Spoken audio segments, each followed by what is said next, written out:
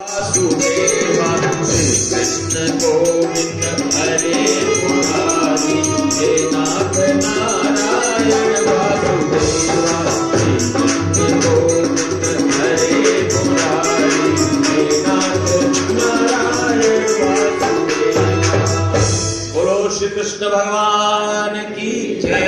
तो भगवान कृष्ण ने कहा कि हे युधिष्ठिर, अभी अभी मैं प्राग ज्योतिषपुर यानी कि आसाम से आ रहा हूं, और आसाम में अभी 2 दिन पहले ही मैंने नरकासुर और मुर दैत्य का संहार किया है। तो बोला युधिष्ठिर जी ने, ये नरकासुर क्या है, ये मुर दैत्य की कथा क्या है, ये भी हमें बताइए। तो भगवान कृष्ण ने कहा कि मुर नामक एक दैत्य हुआ और उसका दोस्त नरकासुर था। इन दोनों ने मिलकर हिंदुस्तान में इतना आतंक मचाया कि 16,100 राजकुमारियों का अपहरण कर लिया। 16,100 राजकुमारियों का अपहरण कर लिया और मुर दैत्य ने उसे अपने जेल में डाल दिया। अब वो राजकुमारियां कई महीनों कई सालों से जेल में सड़ रही हैं, देखा कोई बचाने वाला नहीं है। तब उन्होंने दोनों हाथ ऊपर उठा के, जैसे द्रौपदी ने अपनी लाज बचाने के लिए दोनों हाथ उठाया था, उन 16,100 राजकुमारियों ने दोनों हाथ बोला, भगवान कृष्ण हम लोग जेल में सड़ रही हैं, अब हमारी लाज को आप ही बचाइए। बोले, लाज के बचैया भगवान कृष्ण की। और भगवान कृष्ण अपनी अर्धांगिनी रुक्मणी के साथ वहां पर जाते हैं और उस मुर दैत्य और नरकासुर नामक दैत्य का संहार कर देते हैं। बोलो श्री कृष्ण भगवान की। 16,100 राजकुमारियों को जेल से निकाला गया। तो बोला कि जाओ, अब तुम लोग स्वतंत्र हो गई। तो वो बोली कि हम लोग कहां जाएं, अब इतने सालों तक इस राक्षस की जेल में रहे हैं, हम जाके समाज में कहेंगे तो कौन हमें स्वीकार करेगा, हमको कौन अपनाएगा, हम लोग से शादी कौन करेगा, विवाह कौन करेगा। बोलेगा राक्षस के घर में रह के आई है, कोई राक्षस के घर में रहने वाली लड़की को अपनी बहू बनाएगा? नहीं बनाएगा। तब भगवान ने कहा कि यदि तुम लोग को कोई नहीं अपनाएगा तो तुम लोग चिंता मत करो, मैं कृष्ण तुम लोग को अपनाऊंगा। बोलो कृष्ण भगवान की। और भगवान कृष्ण ने उन 16,100 राजकुमारियों से विवाह कर लिया। भगवान कृष्ण की जो 16,108 पटरानियां हैं, उसमें तो 16,100 तो वो जेल से छुड़ाई हुई राजकुमारियां हैं। बोलो श्री कृष्ण भगवान की जय हो। और जब ये दोनों राक्षस मुर और नरकासुर मार दिए गए, तो मौरवी उस मुर नामक राक्षस की बेटी थी, वो देवी कामाख्या की भक्त थी, अनेक अस्त्र शस्त्रों से सुसज्जित थी। वो भगवान से लड़ने के लिए वहां पर आ गई। वो भगवान को बोली कि आपने मेरे पिताजी का वध कर दिया, मेरे को अनाथ कर दिया, अब मेरा विवाह कौन कराएगा? मेरे पिता की आपने हत्या की है, मार दिया है। मेरे पिता ने भले ही कोई अपराध किया होगा, लेकिन आपको उनकी बेटी के बारे में भी तो सोचना चाहिए था। और वो भगवान कृष्ण से युद्ध लड़ने लगी, अनेक प्रकार के अस्त्र शस्त्र छोड़े, दोनों में भयंकर युद्ध छिड़ गया। तब भगवान ने सोचा कि कृष्ण के रूप में इस मौरवी नामक कन्या को मारना असंभव है, तो भगवान ने विष्णु का रूप धारण कर लिया। बोलो विष्णु भगवान की।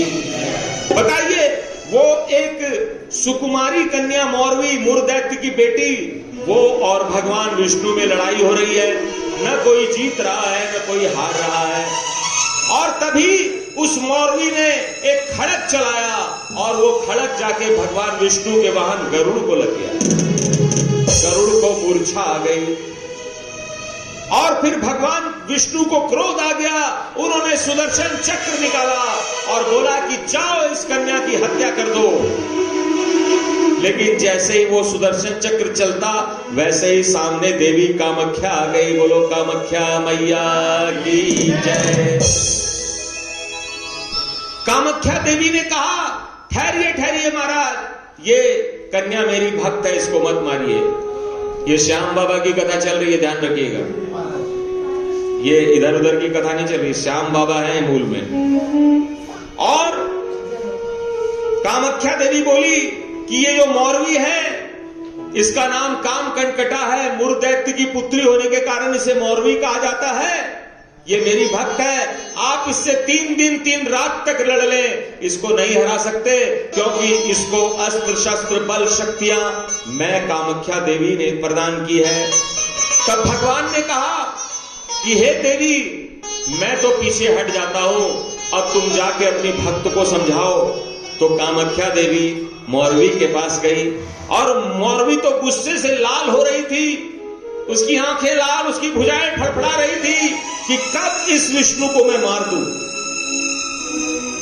और तब जब देवी कामाख्या ने उसको धीरे से कहा, अरे पगली, तू जिससे लड़ाई कर रही है ना, ये तेरे ससुर होने वाले हैं। अब वो ससुर का नाम सुनते ही उसका माथा ठनक गया, बोला, अरे तेरी की मैं इतनी पापनी हूं कि अपने ससुर से ही लड़ाई कर रही हूं। यही तो चक्कर था कि मेरा विवाह कैसे होगा, और जिस लड़के से विवाह होगा उसके बाप से ही मैं लड़ाई कर रही हूं, धिक्कार है मुझे। और उसने राक्षसी का वेश त्याग दिया और एक सुंदर स्त्री के रूप में बदल गई। बोलिए मौरवी माता की। और वो भगवान कृष्ण के सामने में सकुचाती हुई, जैसे एक सुंदर कन्या आती है, जैसे अपने ससुर के सामने बहू आती है, वैसे आके खड़ी हो गई, धोख खाई, प्रणाम करी। और भगवान कृष्ण ने उसको एक कोड वर्ड बताया, बोला कैसे जानेगी कि तेरा पति आ गया। तो एक कोड वर्ड दिया। कोड वर्ड ये था कि जब भी तेरे महल में, जब भी तेरे महल के द्वार पे कोई व्यक्ति आए और वो कहे कि मैं हिडिंबा नंदन हूं, यदि वो अपना परिचय हिडिंबा नंदन दे, यानी कि वो लड़का, कोई लड़का आए और तुम्हारे वॉचमैन को यदि कोई विजिटिंग कार्ड दे और उस पे यदि लिखा हो हिडिंबा नंदन, तो तू समझ लेना कि वही तेरा पति होगा। बोलो कृष्ण भगवान की। और ये कह के बीच बचाव करके देवी कामाख्या अपने धाम कामाख्या धाम चली गई। भगवान कृष्ण जो है द्वारका चले गए, नहीं दिल्ली आ गए, इंद्रप्रस्थ में, इसी सभा में जहां मीटिंग चल रही है।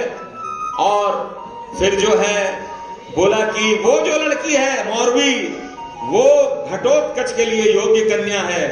तो युधिष्ठिर जी ने बोला कि हमारा बेटा घटोत्कच इतना भोला भाला सीधा साधा है, कुछ बोल भी नहीं रहा है, बात भी नहीं कर रहा। जब गांव से कोई लड़का शहर आता है ना, तो एकदम सीधा साधा रहता है, एकदम किसी से नहीं बोलेगा। और महीना 2 महीना के बाद इतना बोलेगा, और जब लौट के जाएगा ना, दिल्ली में जब लड़के आते हैं ना गांव के, तो आते एकदम फटे हाल, और यहां से जींस टॉप पहन के और बढ़िया वाला जूता पहन के जाएंगे तो गांव वाले देखते साला अमेरिका से आ गया ये। और उसका बात मैं गांव में हम करेगा, हम गए थे, हम खा रहा था, ये कर रहा था। और दिल्ली से जब जाएगा, मैं दिल्ली से आया हूं, ये जूता पहन के मैंने एकदम हीरो बन के जाएगा, अमिताभ बच्चन बन के जाए लौटेगा। और थोड़ा थोड़ा अंग्रेजी बोलेगा, हिंदी में मैं करते रहेगा। तो बोला ये इतना सीधा साधा भोला भाला लड़का है, और आप इतनी लड़ने झगड़ने वाली लड़की जो आपसे ही लड़ने लगी थी, जिसने आपके वाहन गरुड़ को घायल कर दिया, आप उस लड़की से हमारे इस भतीजे बेटे का विवाह करना चाहते हैं, भीम के बेटे का। तो भीमसेन जी थोड़े घमंडी है शुरू से ही। उन्होंने बोला ना ना, वो लड़ने में तेज है तो क्या हुआ, हमारा बेटा जो है ये भी क्या देखने में लगता है सीधा साधा, ये भी लड़ने में बहुत तेज है, ये भी लड़ेगा। तो युधिष्ठिर नहीं कोई दूसरा लड़की बताइए। तो अर्जुन जी ने कहा कि नहीं, भगवान कृष्ण यदि कोई लड़की बता रहे हैं तो जरूर कोई बात है, इनकी बात को मत डालिए, गुरुजनों की बात को नहीं डालना चाहिए। तो एक ने बोला कि आप लोग इतना फटर फटर कर रहे हैं, जिस लड़के का विवाह होना है उससे तो पूछ लो कि वो लड़की लड़ने झगड़ने वाली पसंद है कि नहीं है, पूछो। तो किसी ने बोला हाँ रे, घटोत्कच तुमको वो लड़की लड़ने झगड़ने वाली पसंद आएगी, तो घटोत्कच की बात जो बोली है वो आप लोग को पसंद आनी चाहिए। घटोत्कच ने कहा कि मेरे गुरु, मेरे पिता जो कहेंगे, जो आदेश देंगे, मेरे लिए जो कन्या पसंद करेंगे, मैं तो उसी से विवाह करूंगा। बोलो घटोत्कच महाराज। ऐसा होना चाहिए लड़के को, क्योंकि माता पिता दादा दादी जो होते हैं उनको जीवन का अनुभव होता है। लेकिन हमारे समाज में क्या होता है कि आजकल लड़का कॉलेज में पढ़ने जाता है, लड़की कॉलेज में पढ़ने जाती है, एक्सपीरियंस कुछ होता नहीं है, और वहां पर कलावा पहने हुए किसी लड़के को देखती है, मीठी मीठी बात करते हुए, उसी से बोलती है कि मैं तो इससे ही विवाह करूंगी। और फिर वो लड़का कलावा नकली पहन के रखता है, जब बहू बन के जाती है तो वो बोलता है लड़का तुमको धर्म बदलना पड़ेगा। और फिर कुछ दिन के बाद में टीवी पे समाचार आता है कि उस लड़की को सूटकेस में भर के नदी में या कूड़ेदान में फेंक दिया गया है। बोलो कृष्ण कन्हैया लाल की। इसलिए हमारे समाज के जो लड़के लड़कियां हैं, जो नवयुवक नवयुवती हैं, उनको अपने माता पिता को हर बात बतानी चाहिए कि हम किस लड़के से मिल रहे हैं, किस लड़की से मिल रहे हैं। पहले तो बताते नहीं है, और जब बात बढ़ जाती है तब बताते हैं। तब क्या होता है, यदि बीमारी का पता पहले चल जाए तो 2-4 टेबलेट से ठीक हो जाए, और जब बढ़ जाती है तो पता चलता है कि उस अंग को ही काटना पड़ जाता है। इसलिए मैं तो व्यासपीठ से यही कहूंगा कि जो भी लड़कियां हैं, जो भी लड़के हैं, वो बाहर में, घर से बाहर किससे फोन से बात करती है, किससे मिलती है, किससे मिलता है, वो सब अपने माता पिता को बताना चाहिए। क्योंकि दुनिया में माता पिता जो होते हैं वो ही आपके सबसे बड़े शुभ चिंतक होते हैं, और बाहर की दुनिया में जितने भी लोग होते हैं सब मतलबी होते हैं। बोलो कृष्ण कन्हैया लाल। तो घटोत्कच ने कहा कि मैं तो, जो मेरे गुरुजी कृष्ण भगवान कह रहे हैं, जो मेरे बड़े भाई लोग कह रहे हैं, नहीं, जो हमारे पिताजी लोग, चाचा लोग हैं जो कह रहे हैं, उन्हीं का कहना मानूंगा। और फिर भगवान ने कहा कि जब लड़का राजी हो गया है तो अब मैं एक और तुमको कोड वर्ड दे रहा हूं, एक तुमको संकेत दे रहा हूं। भगवान ने कहा कि जब तुम उस मौरवी के सामने जाओगे तो मुझको याद कर लेना।